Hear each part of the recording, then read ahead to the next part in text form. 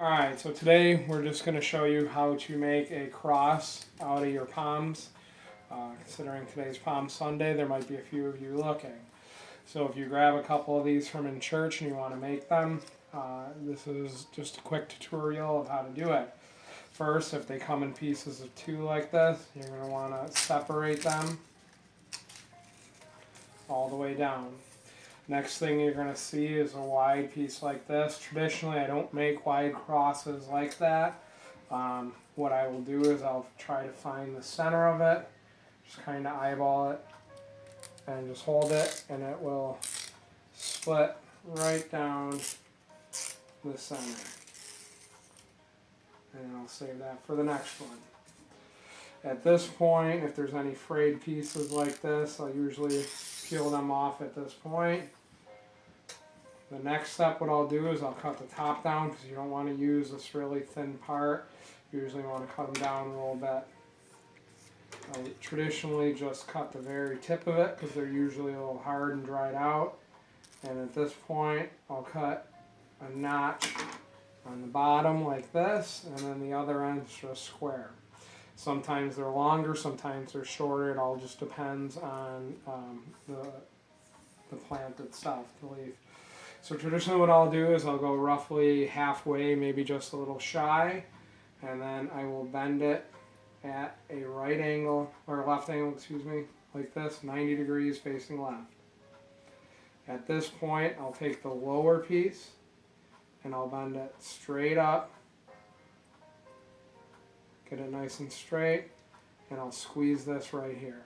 Now if you let go, it's going to fall apart, so usually you got to hold this all. Now I'm going to tip it down like this so that it's facing this direction, and then I'll fold this bottom piece up again. Alright, and if you let go, it'll still fall apart.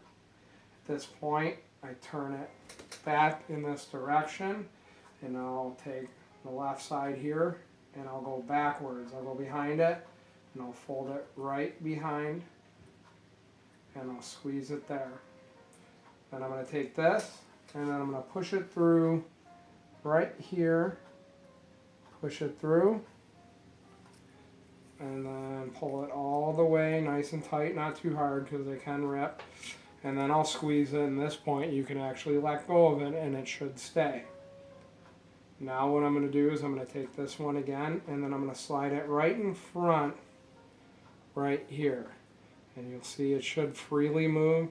Sometimes it may get caught in some material in there, but usually it'll slide right through, and then I'll fold it behind it. I've seen people fold it in front or behind. I prefer behind, and basically I'll fold it and I'll tuck it in right behind it. At this point I don't squeeze anything. I'll look at it and then I'll look to see if it needs to get centered.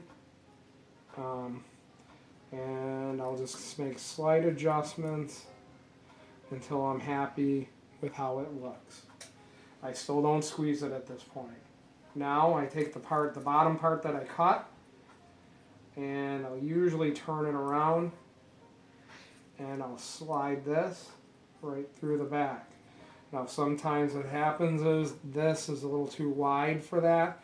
If you can't manage to force it through, I'll usually just take a corner of it, small piece, and I'll pull it down until it just gets in there. Sometimes you got to pull the whole side, sometimes you don't. And then basically you're feeding it through the back. And at this point you're just trying to eyeball about half of it. And you can either go back like this, but I do it the opposite, and I tuck it into the middle. And if you look, that's not exactly proportionate. Some people like it like that, whatever you want. And I'll usually adjust it to its about center. I'll give it one more look, and if I want to adjust anything, now I'll do it. If I'm happy with it, then I'll squeeze all the sides down. If you have any frayed material on the side, I'll usually trim them with just regular scissors. And usually that's how you do it, and depending on how many palms you have, I make them for a bunch of family members, and I just kind of do this as a system. Hope you enjoy.